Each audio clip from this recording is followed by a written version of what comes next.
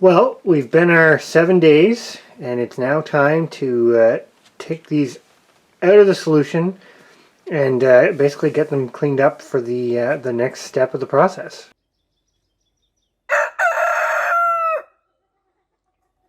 In all honesty, these have been more than 7 days. They've probably been actually 9 days. Because, well, you get forgetful when things come up and it doesn't happen. But you can see here, look how beautiful and white that went. So we're going to get these out in the sink and start the next step. So first step we're going to do here is get these guys rinsed off, get some of this solution out. Hopefully we saw a little bit of loose hair in the water, and we're a little bit worried we had some fur slippage, but I think it's, like Chris saying, was just from the processing, because this seems to be, I mean, I'm not going to tug on it, but it's not falling out. So we're going to get them all rinsed off. Kind of squeeze out as much as we can. And then we're going to use a mild detergent to wash these. We're actually going to use Dawn dish soap. We'll get all this solution off here. I'm going to just put them into the other sink for now. And then we'll come back and wash them off. Or detergent them off. Soap them. So now that we've done our first rinse, we're going to wash the, I guess you could call it leather side, skin side, just using Dawn dish soap. It's a very gentle, mild soap, which works really good. I use it on my fleece as well when I'm washing. But we're just basically going to soap that all up. Once you've got the solution washed off, I mean, nothing is bothering my hands. I'm going to soap all of them that way first. And then we'll turn them first side out and wash and soap that side. So before we turn these first side out, you can see we're not experts at this. This is a learning thing for us. We're taking you along for the ride. But you can see there where some of the skin got pulled a little bit, and we've got some holes that we have to deal with. So definitely probably be a video on how to patch holes in rabbit fur, but we definitely have some practice to do. But for our first time around, It also depends on where the holes are. Those were kind of on a very thin piece of the belly. Mm-hmm. So in the long run, you're probably not even going to use that particular piece. No, exactly. So once it's stretched and dried, we'll just see what we've got to work with and whatnot. But now we're on to the fun side of doing the fur. Interestingly enough, when we tried this egg tanning, there was quite the smell still from the furs. And I don't smell anything with this. No chemical, no nothing. Nope.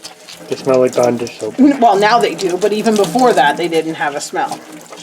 So now we're going to wash the fur side, rinse them, and turn them back the other way, and we'll bring you back. There's the 4 pelts, so we're going to leave them to dry here. We actually have them over top of the bathtub so they can drip, and it doesn't really matter. And we're going to leave them overnight. It's cooler in this room. You don't want them drying too fast, and we're going to give this a try at least. We're going to leave them fur side out for now to let the fur dry a bit, sort of before morning, and then probably turn them inside out sometime tomorrow morning to see how the other, basically the leather or skin side is doing.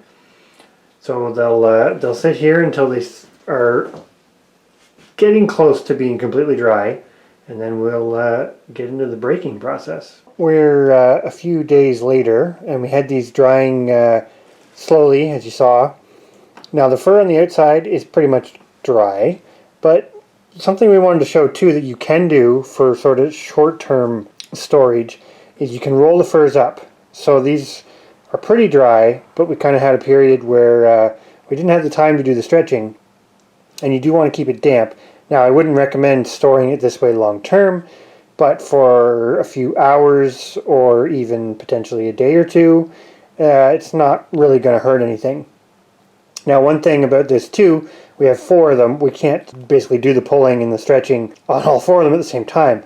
So we're going to leave them rolled up until kind of just before we want to start, and then we will take them, like this one here, we're going to take it, roll it, or turn it inside out again, and start the process. Right, so we're a little bit later, and we've been working them a little bit, and I was going to kind of show you three different pelts in 3 different stages, I guess. The first here, there's really not much to look at, but it's still quite wet, and I'll sort of show you when I pull it to sort of do the breaking. Not a whole lot happens. This is still a little too damp to really work much. So we've unrolled this. We're going to put it on the back of a chair for the moment to just kind of let it go a little bit further, and you just keep coming back to it to check to see if it is ready. I'll try another area here. Some of the thinner stuff, yeah, see, this is still a little too wet. And that's okay because, oh, there we go. That's, Oh, sure, of course I went back. there we go. This section here, you can see it starting to break, the change in color, ever so slightly. So it's getting there. It's almost there. So by the time I get this next one sort of sorted out, this one will be pretty ready to go, I think. So this next one, not our best fleshing, I will admit, but this one's a bit drier. It may even look a little drier. But this one is kind of right at that stage. Hopefully I can show it. These are obviously spots that are not fantastic because they still had blood flow to them, but you'll see the color change really well when I do the pulling. And basically what you're trying to do with breaking the hide is you're pulling in different directions. Now I'm actually going to say, and I'll show you in a minute, but I kind of like leaving them this way as opposed to having them open, because I'm actually finding it a little bit easier, because you can do some pretty crazy things. For example, By this way you mean leaving it in the tube form. yes, exactly. So even something like this is still, at this stage this is a little wet for this, but that still helps pull that in different directions. But obviously on a big scale like that, you're not getting it perfect, so you come back and you can stretch it in multiple different directions, and you can probably see that color change. That was a good one there. Starting to take place. So this fur, this pelt, is basically pretty much at that stage where it's going to start to work up pretty nicely here. So we'll kind of keep doing this. You just sort of, you're doing it while it's drying is essentially what it is. You So don't just sort of explain to them what the feeling is. It's kind of a tacky... It's ever so damp, and it is a little oily, I will admit, from this way versus the egg tanning which we did in the past. But it's just ever so tacky, and as you're working with it, it's going to slowly dry out a bit more to the point that it'll get quite dry and it'll get quite soft depending on how much you work it. So you just kind of, there's no real rhyme or reason to it. It's not a lot of pressure.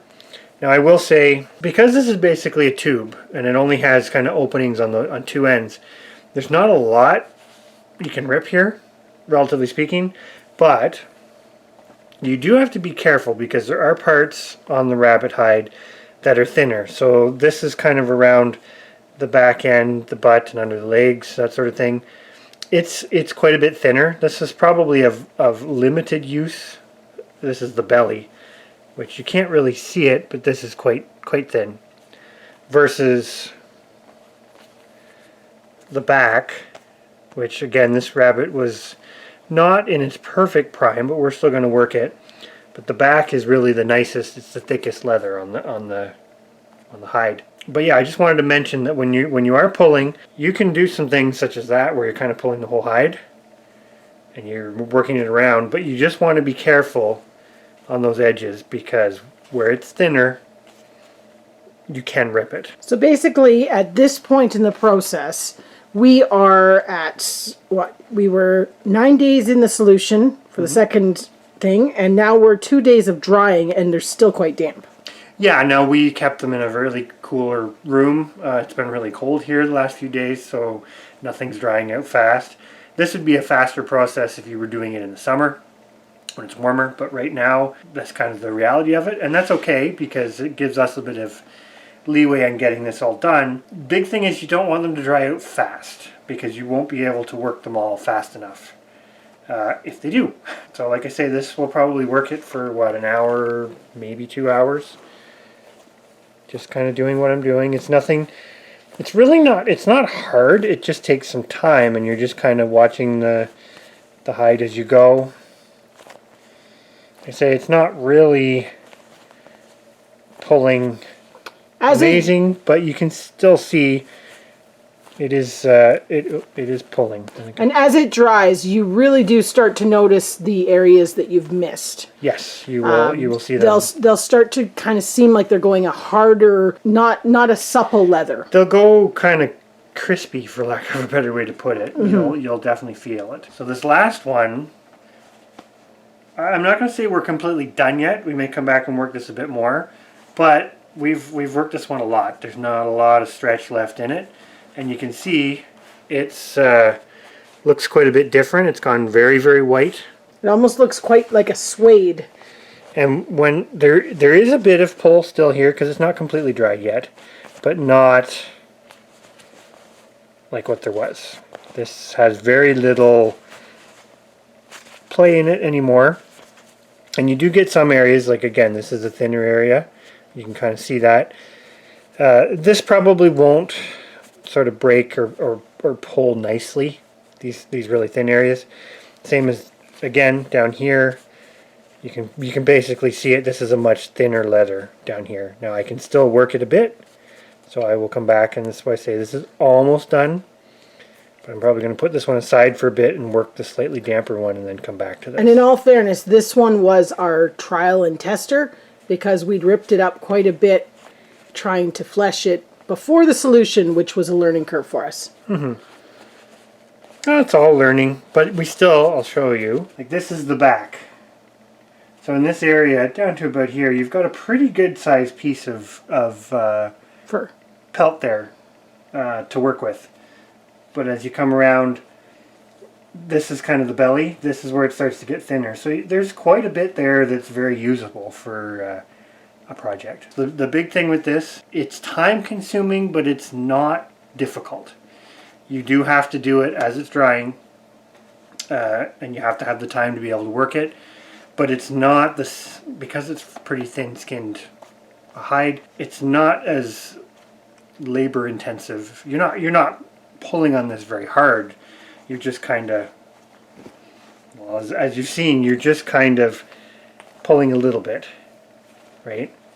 So you're just kind of slowly working it in a very few different ways because you do want to pull it in different directions because that's what breaks the fibers, pulling them in different directions. But time consuming, not necessarily difficult at this stage. Somewhat relaxing and soothing. If you've got some time to just sort of sit and work with it, it's actually not that bad.